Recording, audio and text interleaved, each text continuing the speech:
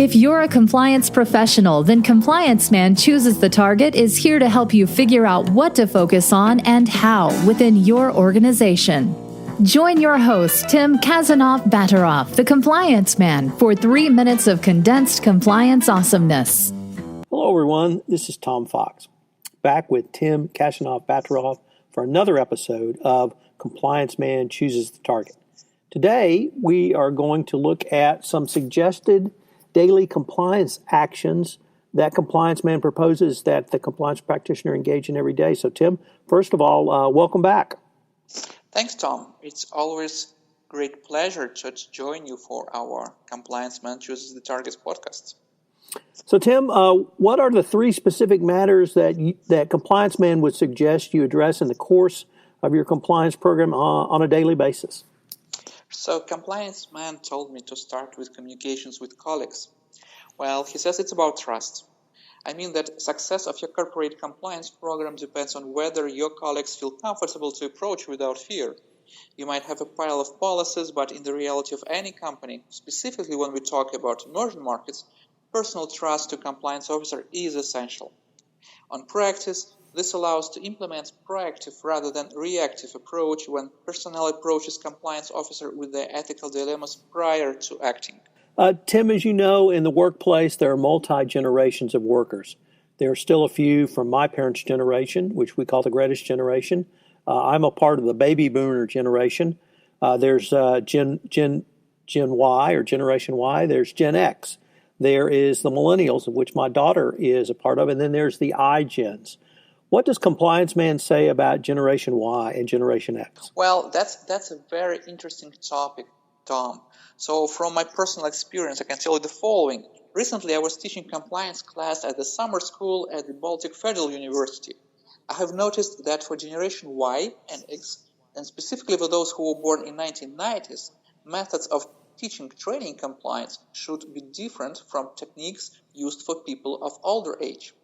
The main difference is that youngsters are able and used to deploy internet search much more actively comparing to older folks.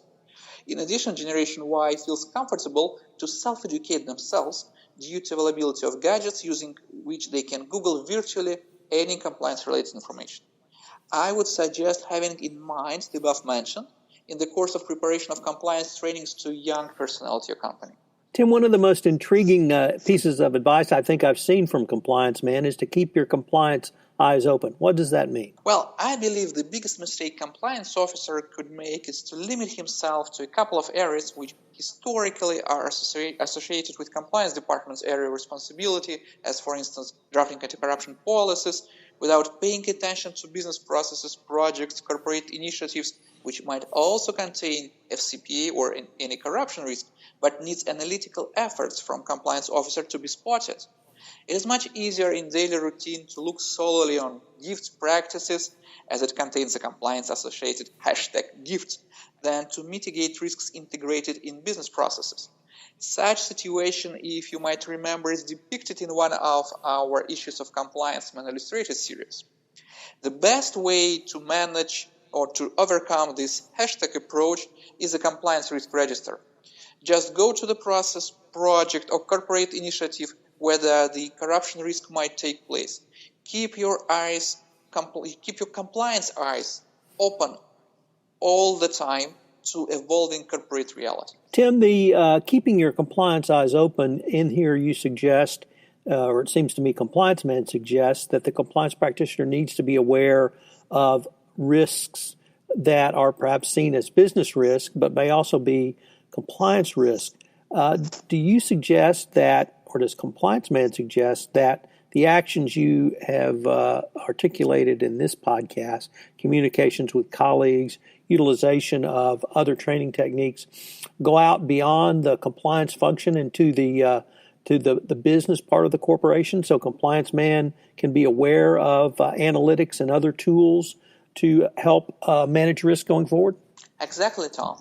So, as we have said, keep your compliance eyes open, be open-minded, please feel free or be active in taking participation in business projects. Pay attention to analytics, because it's as we have discussed, we have been facing a new time, a new generation of technological developments, and we have seen a new generation of people who started to come to work at our corporations. So yes, please keep your compliance eyes open all the time. Tim, one of the things that is said in the United States about compliance professionals is that a lunch eaten alone is an opportunity wasted. And by that, it means that if you're a compliance professional and you eat your lunch by yourself in your office or in the corporate cafeteria or canteen by yourself, you've wasted an opportunity to meet a non-compliance colleague in your business and not only spread the message of compliance, but get to know them so that they will trust coming to you. Does that same concept translate to emerging markets? Absolutely. And compliance told me that he has never doing lunch alone. Well, good for Compliance Man. So I hope you'll join us for our next episode of Compliance Man Chooses a Target with Tim Khasanov-Batirov. We have some compliance tips from Tim that we link to in the show notes, so I hope you will check them out. Thanks so much for listening. Thanks for joining us for this episode of Compliance Man Chooses the Target. Help us get the word out by rating and leaving a review.